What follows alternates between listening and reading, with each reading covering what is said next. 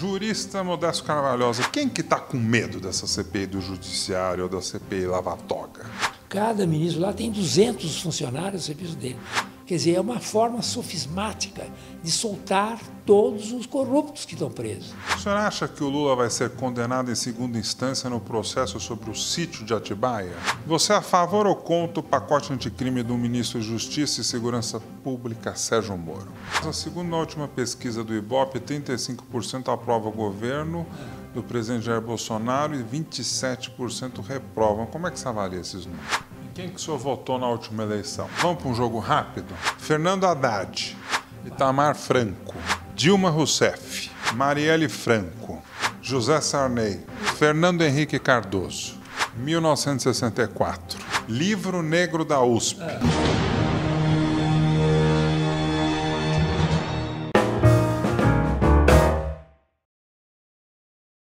O senhor é a favor da CPI do Judiciário no Senado Federal? Eu sou a favor. A CPI do Judiciário no Senado Federal provavelmente vai pegar o Supremo mesmo, né? E aí o Supremo é que é a grande questão que está sendo levantada. Eu sou absolutamente a favor dessa CPI, porque a CPI vai trazer certas luzes sobre a conduta deles. O Toffoli e companhia dizem que não, que é uma interferência de um poder sobre o outro, que é uma mentira absolutamente vulgar, porque toda a CPI é feita para verificar o outro poder. Então, as CPIs, todas que foram feitas até hoje, foram verificar irregularidade no poder executivo, certo? Então, é outro poder. Então, não pode fazer CPI contra o ministro do Estado, questão dos transportes, questão do petróleo, questão disso. Pode. A CPI é para verificar os outros poderes. E, inclusive, a função constitucional do Congresso é fiscalizar os outros poderes. Jurista Modesto Carvalhosa, o presidente do Senado, Davi Alcolumbre, disse outro dia que a CPI do Judiciário não vai fazer bem ao Brasil. O senhor acredita que ela pode causar um caos, uma crise institucional, uma crise entre os poderes? Imagine, o Supremo Tribunal Federal não tem crise nenhuma. É como falaram quando foi preso o Lula, que ia haver uma convulsão social, uma coisa. Não tem convulsão social nenhuma. Ele está agindo, a Lava Toga estará agindo de acordo com as próprias instituições. Não há nenhuma convulsão nenhuma. Tá certo? Isso é uma maneira de minar os próprios exercícios, as próprias funções do Senado Federal. Esse Alcolumbre está se tornando um Renan revisitado, como eu falei para você, um péssimo Renan. Um Renan de segunda categoria. Quer dizer, isso é uma declaração absolutamente cínica, absolutamente improcedente, essa declaração. Quem que está com medo dessa CPI do Judiciário ou da CPI Lava Toga? Eu tenho a impressão que quem tem medo do judiciário exatamente são aqueles magistrados que têm se conduzido de uma maneira contra os interesses da nação dentro do Supremo Tribunal Federal. Também tem um pouco de medo da própria instituição, no sentido de que o Supremo Tribunal Federal se tornou uma corte com privilégios que nem o Luís XIV poderia ter, não é? Por exemplo, cada ministro lá tem 200 funcionários ao serviço dele. O dispêndio que existe lá dentro, para nada, é um absurdo. Então, os privilégios que existem no Supremo também serão objeto, provavelmente, desse Lava Toga. Então, eu acho que vai lá escancarar uma corte que perdeu a noção da realidade, perdeu o sentido da humildade do trabalho do serviço público que deve haver, e também o aspecto dos votos insustentáveis que foram feitos lá, sobretudo na questão da proteção dos corruptos do Brasil. Em breve, o plenário do STF decidirá se réus condenados em segunda instância podem ser presos para cumprir suas penas. Qual que é a sua opinião sobre o assunto? Isso aí é uma outra ameaça que o Toffoli faz à sociedade brasileira de voltar a esse assunto. Como sabem, a Constituição diz que todo mundo presume-se inocente até trânsito em julgado. Esse é um princípio muito salutar e que tem sido distorcido por um grupo lá de ministros do Supremo Tribunal Federal, no sentido de que só pode prender na hora que for transitado em julgado. A prisão não tem nada a ver com trânsito em julgado. O que quer dizer o seguinte: você tem um sujeito que cometeu um crime. Ele é julgado pela primeira instância, que diz que ele é culpado, mas ele continua declarando que é inocente.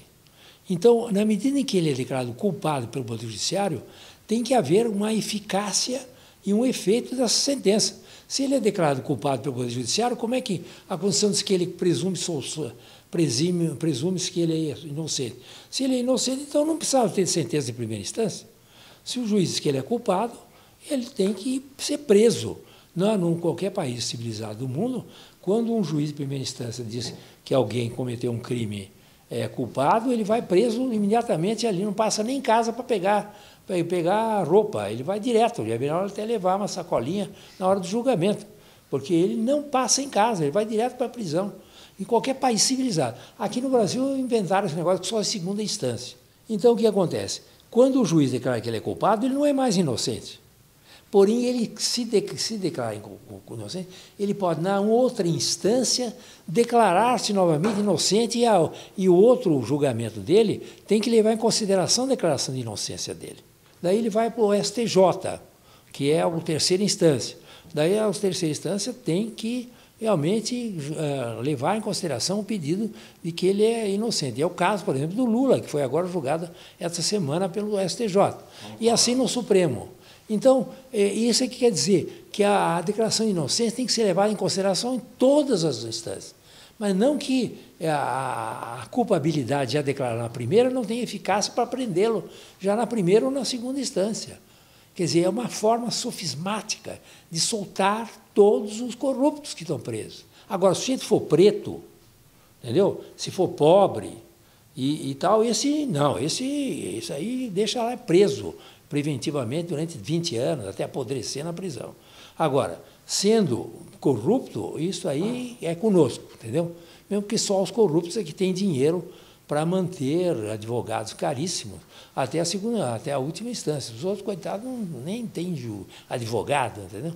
Então, é uma forma seletiva, sórdida, injusta de interpretar um preceito salutar da Constituição para o efeito de prescrever todos os crimes do sujeito em liberdade, sendo corrupto. Em decisão unânime, a 5ª turma do Superior Tribunal de Justiça manteve a condenação de Lula e reduziu a pena para 8 anos e 10 meses. Como é que você avaliou essa decisão? Eu avaliei a decisão como perfeitamente normal, porque a primeira instância lá de Curitiba havia condenado o Lula por 9 anos e pouco. Sérgio Moro. Depois foi para o Tribunal Regional na 4ª Região, que aumentou para 12. Foi para o STJ, que fez uma decisão mais ou menos quase que parecida com o do Moro, mas que é normal isso, absolutamente normal essa decisão deles, que simplesmente também que confirmaram que, embora ele tenha se declarado inocente, que ele era culpado. Então, a culpabilidade criminal dele foi confirmada por 4-0. Porém, a dosimetria da pena foi mais razoável, como era do Sérgio Moro na ocasião. É perfeitamente normal, a decisão perfeitamente justificável e acho que só honra o Poder Judiciário. Depois da condenação na terceira instância, a narrativa do PT de que o Lula é perseguido político da justiça no Brasil, que queria impedir a candidatura dele em 2018, vai para o buraco? Claro, porque a primeira instância diz que ele é culpado, a segunda instância diz que ele é culpado, a terceira instância diz que ele é culpado do crime, entendeu? Como é que agora ele vai alegar que não há crime nenhum, que é uma perseguição?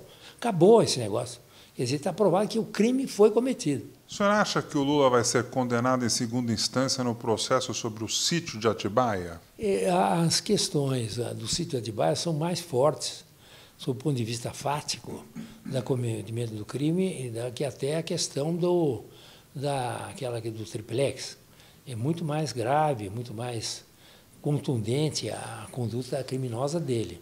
Mas que eu acho que vai ser confirmado, é uma opinião de cidadão.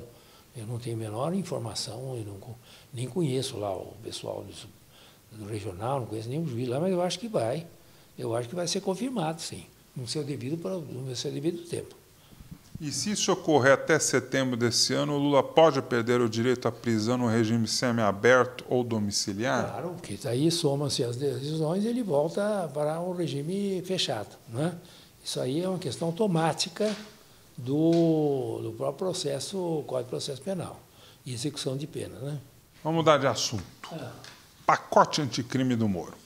Você é a favor ou contra o pacote anticrime do ministro da Justiça e Segurança Pública, Sérgio Moro? Eu sou a favor, eu estudei bem isso, antes de declarar que sou a favor ou contra, porque eu tenho uma grande admiração pelo Sérgio Moro. Ele, a Operação Lava Jato, não só condenou vários criminosos corruptos do Brasil, já muitas vezes, mas mudou os valores da sociedade brasileira.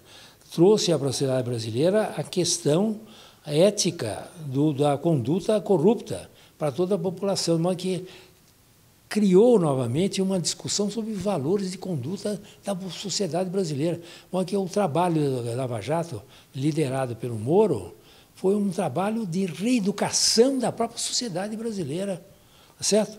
Então, eu acho que a contribuição dele é muito grande. Quanto ao pacote anticrime, é de grande modernidade e grande necessidade.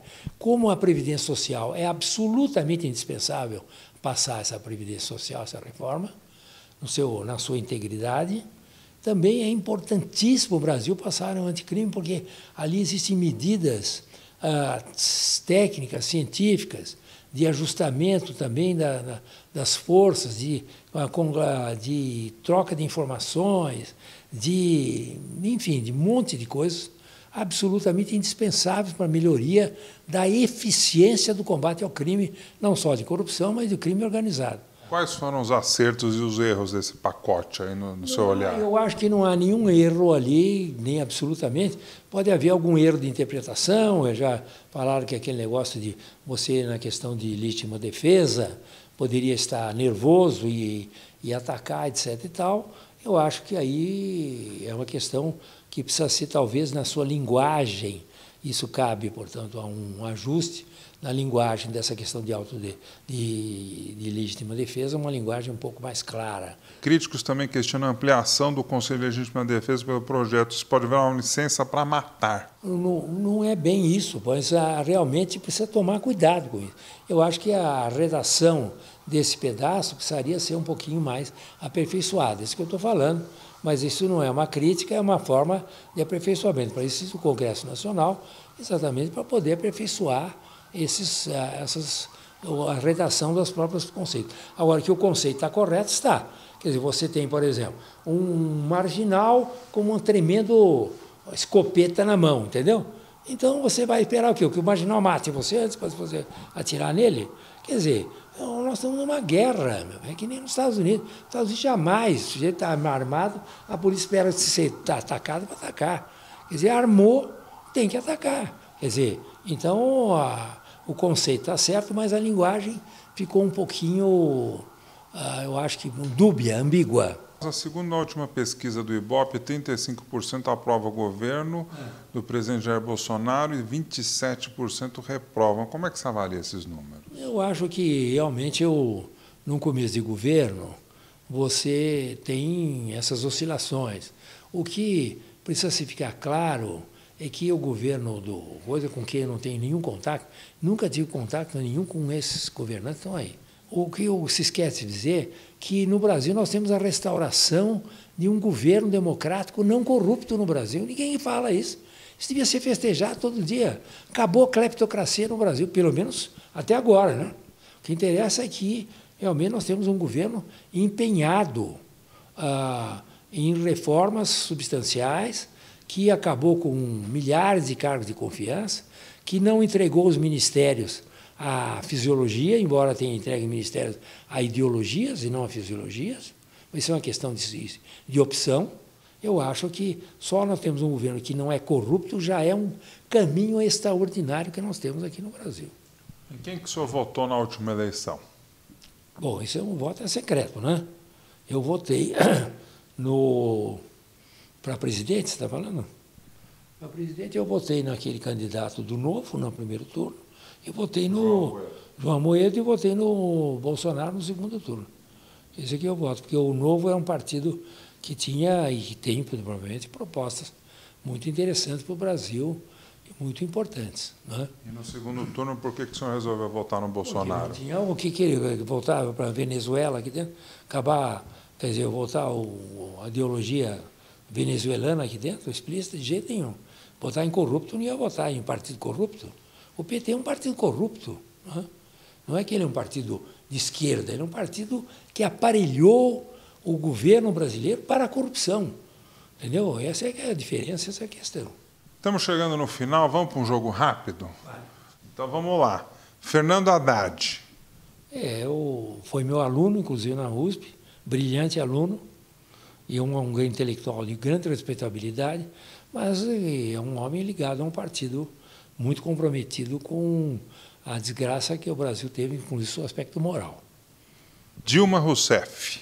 A Dilma Rousseff é uma mulher que sofre muito transtorno psíquico e que não deveria ter condições para ter sido presidente da República Brasileira, porque ela é uma pessoa que sofre de muitos delírios, muita coisa que eu acho que não devia ser. Uma pessoa, pessoalmente, que me parece correta, não é uma corrupta, mas que permitiu todo tipo de corrupção no governo dela. Gleisi Hoffmann. Bom, isso aí eu prefiro, pode ter alguma criança aí que ouça esse programa, eu prefiro não falar. Marielle Franco. Bom, essa é uma pessoa que tinha uma luta muito importante e que foi vítima de um crime horrendo, odioso, e que tem que ser até o fim realmente resolvido de quem mandou, quem não mandou. Renan Calheiros. Isso também aí, menor de idade, tem a impressão que não deve se conversar sobre o Renan Calheiros. Falar o quê do Renan Calheiros? José Sarney. O José Sarney poderia ter sido um grande presidente e tal, e como o Temer também poderia ser um grande presidente, foi um desastre sob o aspecto de ser um homem que simplesmente fez a política pela política e não pelo país, de modo que ele prestou um grande desserviço ao Brasil, não só como presidente, como também como senador. O senhor falou agora um pouco do Michel Temer. Ele foi preso e depois foi solto. O que o senhor achou da prisão e da soltura? Eu acho que a prisão foi um pouco precipitada realmente, eu acho que não era o caso ali, mesmo que não havia uma coisa bem mais sólida, mas o processo continua contra ele, vamos ver o que dá.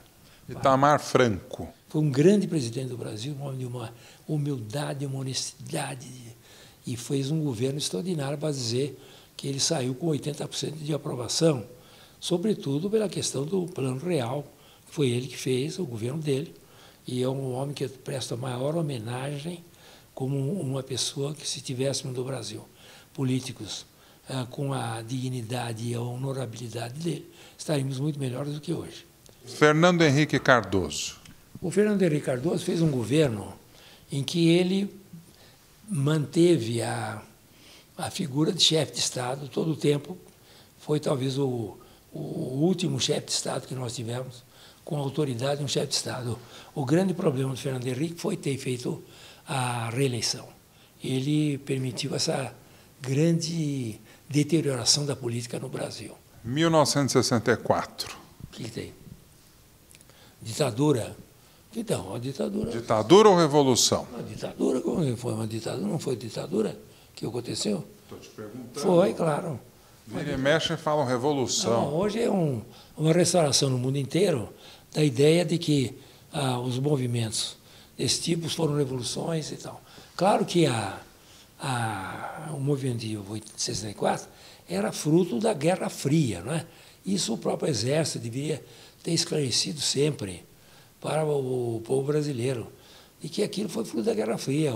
Livro Negro da USP. Explique rapidamente o que é e dê sua opinião. O Livro Negro mostra como foram as perseguições dentro da USP, perseguições essas que não eram só políticas, mas perseguições pessoais.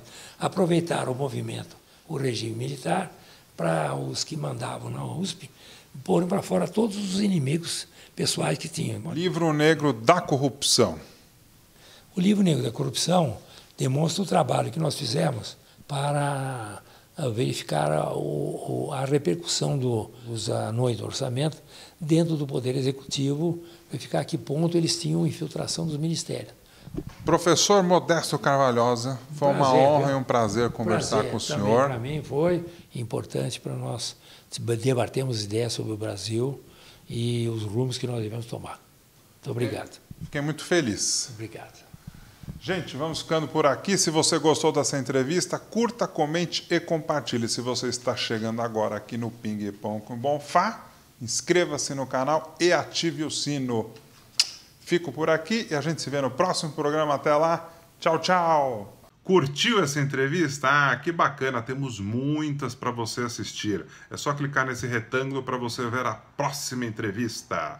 Aí não se esqueça de se inscrever aqui no Ping Pong com Bonfá. Tá vendo esse círculo com a minha cara? Só clicar aí para você ficar sabendo das novidades do talk show